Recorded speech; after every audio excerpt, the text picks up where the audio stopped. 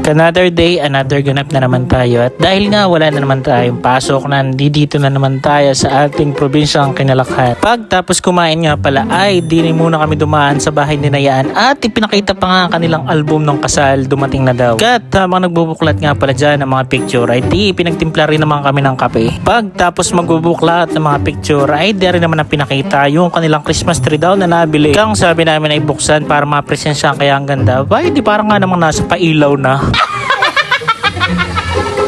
Pagtapos namin makagaling Kinayaan, hindi na kami dumiretso kay na Boss Jera para tumambay. May dala nga rin pala kaming pakuan dyan, mansanas at saka kung ano-anong kutkute. Matik na yung pagalimbawa walang pasok ay dito talaga kami tumatambay para malialiwalas naman at mabisita mga tanim na. At pati sinakweng-kweng at nugnog ay busy rin naman paglalaro. Ay di pagtapos nga naman magmeriendahan ay pinanguhan na natin ang mga talong na pwede ng harbisin. Abay kasi pag talagang bumuhan na rin ay thank you Lord po talaga at hindi na din bibili at sa mahal din naman talaga ng kilo, pati nga kamatis, kat sibuyas. Ano ang kagandahan kapag nandito ka sa probinsya? Basta masipag ka lang ay sigurado mabubuhay ka na at hindi ka matatakot maguto. Napakasimpleng pamumuhay pero napakasaya. Yan po lahat na naanin natin ngayong araw. Napakarami talaga. Thank you Lord at hindi naubusan. Pati nga ang ating lagayan ng mga nahaharvest ay hindi na rin kinaya sa sobrang dami at bigat ng ating nahaharvest. Naghahanap po pala kami na mag-sponsor ng paglagyan ng mga nahaharvest. Joke lang po.